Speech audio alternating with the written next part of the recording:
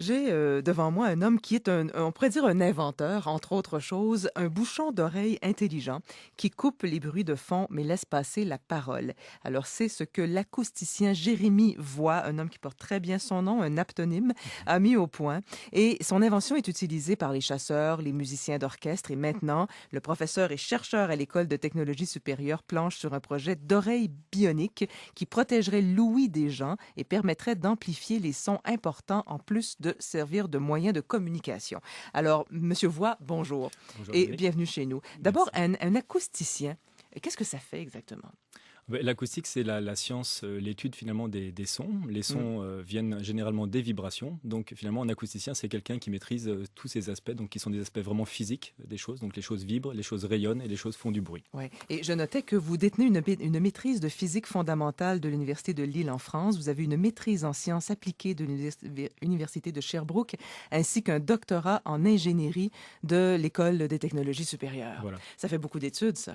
C'est pas mal d'études, mais c'était très plaisant et surtout ça a été finalement quelque chose que je savais relativement tôt. Là. Mhm. Petit, j'étais intéressé par adolescent, on va dire. Mon Ouais. hobby, c'était justement l'acoustique, la construction de systèmes de son, comme vous dites, et des choses comme ça. Donc c'est un petit peu une continuité ou un aboutissement. Alors, qu'est-ce qui vous a amené à travailler à ce bouchon protecteur? Mais en fait, c'est un petit peu le hasard. J'étais dans les années 2000, en fait, tout à fait fin 99. J'ai rencontré un professeur chercheur à l'ETS, qui est devenu d'ailleurs mon directeur de thèse, qui était Frédéric Laville, Mhm. et qui m'a présenté finalement le projet d'une PME montréalaise, qui était une petite start-up vraiment en démarrage et qui voulait vraiment développer un protecteur intelligent, entre guillemets, qui remédierait à tous les problèmes traditionnels des protecteurs auditifs utilisés en milieu de travail. Oui, qui sont très souvent inconfortables et pas toujours efficaces non Voilà, plus. alors c'est ça, ils sont inconfortables, bon parce qu'évidemment ils vous isolent, c'est le but, mais ils vous coupent aussi des signaux utiles, hein, la parole, les signaux d'alarme, des choses comme ça. Ils sont aussi inconfortables parce que physiquement, bah, si c'est une petite mousse jaune, ça peut être irritant, ça peut être Mhm. tannant un petit peu à la longue. Et puis vous l'avez dit, effectivement, on ne connaît pas bien leur performance et ça c'était quelque chose qui me paraissait incroyable dans ce domaine-là. Quand j'ai commencé, je me suis rendu compte, je voulais filtrer ce bouchon pour le rendre intelligent, mais dans le fond, on ne savait absolument pas quelle était sa performance. On n'avait aucune façon de mesurer directement sur un individu donné quelle était l'atténuation, quelle était la protection Et qu'un est-ce que vous avez travailleur dû obtenait. le faire ou c'est impossible de toute façon Ah à non, faire? alors donc effectivement, on s'est attaché à ce problème et Ah on a oui. effectivement développé un système qui allait être un système objectif de mesure de l'atténuation. Parce qu'il faut comprendre que malgré tout, il existe des façons de tester l'atténuation de protecteurs, mais ce sont des tests qui sont subjectifs Mhm. sur des sujets humains en laboratoire, sur un petit panel d'une vingtaine de sujets. Et le problème, c'est que les conditions dans lesquelles ces protecteurs sont testés sont absolument pas réalistes. Donc vous obtenez sur une boîte, vous achetez un protecteur, 29 décibels, vous pensez que c'est ça que vous allez recevoir comme atténuation? Eh bien pas du tout. En pratique, vous Oh. avez beaucoup moins. Et c'est un problème qui était de plus en plus connu, là, on va dire depuis une quinzaine ou vingtaine Mhm. d'années, sans qu'on sache vraiment exactement comment on allait pouvoir remédier à ça. Donc là, l'idée, c'est que durant ce doctorat, en collaboration avec donc la PME Sonomax, on a développé un système objectif de mesure de l'atténuation des protecteurs intra-auriculaires. Mais alors, comment le matériau qui est utilisé, parce que ce que j'en comprends, c'est que c'est un bouchon qui est donc, dans un premier temps, confortable. Alors, on n'a pas tendance à vouloir les enlever. Ça n'irrite pas l'oreille non plus.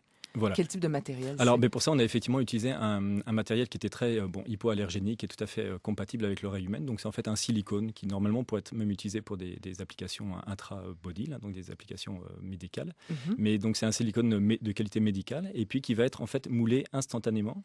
Ça, on va en reparler, mais qui va être moulé à votre oreille. Donc, vraiment un bouchon qu'on appelle fait sur mesure, custom fit.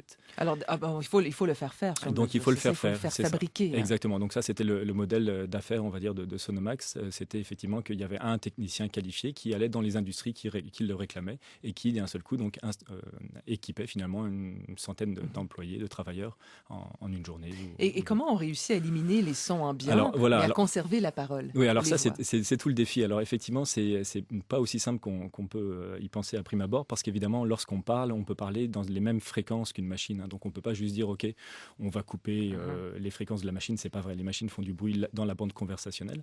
Alors là, la première approche qu'on avait développée donc, en partenariat avec Sonomax, c'était l'idée de dire, ben, on va simplement ramener l'oreille dans une zone où elle va être confortable, c'est-à-dire qu'elle va être ni surexposée, ni sous-exposée. Donc en fait, pas de surprotection, pas de surexposition. Et en fait, l'analogie que j'aime bien prendre, c'est de dire un petit peu comme quand vous conduisez l'hiver sur une route, soleil aveuglant, vous voyez pas du tout les feux de la voiture d'avant.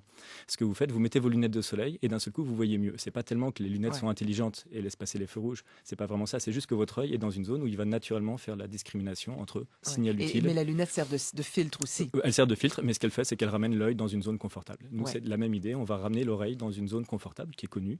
Et donc, on va ajuster l'atténuation du protecteur aux besoins du travailleur. Alors, pourquoi c'est important, justement, pour les travailleurs de posséder ce genre de protecteur-là? On pourrait effectivement être complètement coupé des sons, puis on fait notre travail, puis c'est tout. Alors, effectivement, il y a quelques travailleurs qui n'ont pas besoin de communiquer, mais pour la grande majorité des gens, on a besoin d'entendre effectivement un collaborateur, un collègue, un superviseur, une alarme de recul d'un chariot élévateur, une alarme d'évacuation, une sonnerie de téléphone. Donc, tous ces signaux-là doivent être perçus.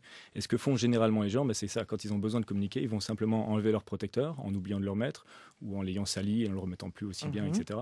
Ou bien lever leur casque, si c'est un casque protecteur. Et donc, effectivement, on a des atténuations qui sont pas... l'oreille n'est pas constamment protégée. Et ça, c'est un problème qui est très important pour répondre à votre question. C'est pourquoi c'est important d'aussi bien protéger. C'est parce que si vous enlevez ne serait-ce qu'une demi-heure sur un quart de travail de 8 heures votre protecteur auditif, l'efficacité globale, la moyenne, si vous voulez, de l'efficacité diminue de moitié. Donc, vous perdez 50% d'atténuation en ayant ouvert, finalement, donc une demi-heure sur 8 heures, quelque chose comme 16%. Donc, l'idée, c'est que très, très vite, votre oreille va avoir une dose trop importante et vous développez une perte auditive qui, elle, est malheureusement irrécupérable. Les choses sont irréversibles. Alors, ce bouchon que vous avez inventé, que vous avez créé, qui réussit à filtrer certains sons, il est sur le marché. Vous avez réussi à vendre ce produit-là. Voilà, donc il y a une entreprise qui l'a acheté. Voilà, donc Sonomax l'a commercialisé dès les années 2001-2002. Et puis, ça a été effectivement toute une aventure parce qu'effectivement, c'était un gros changement parce que jusqu'à présent, les gens achètent des protecteurs auditifs, ils achètent des palettes de bouchons jaunes ou de petites mousses, etc. Donc, c'est pas très compliqué. Donc là, il y a eu effectivement, le constat de la réalité, la résistance au changement, etc. Mais néanmoins, ça a été un succès commercial indéniable puisqu'il y a plusieurs dizaines de licenciés à travers le monde qui commercialisent la solution. Il y a 3M qui a acheté aussi, si je ne m'abuse. Et voilà, et tout récemment, donc 3M a distribué ce protecteur auditif et a également acheté tous les droits rattachés donc à ce dont on a parlé, la mesure objective de l'atténuation.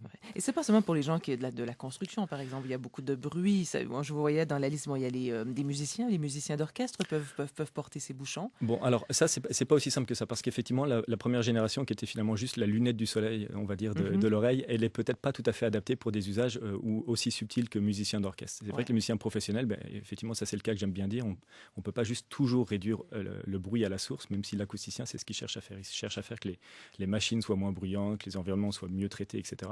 Mais parfois, il faut protéger. Alors, l'exemple du musicien philharmonique, c'en est un que j'aime bien parce qu'effectivement, on va pas demander aux trompettes de jouer moins fort ou au violon de jouer moins fort.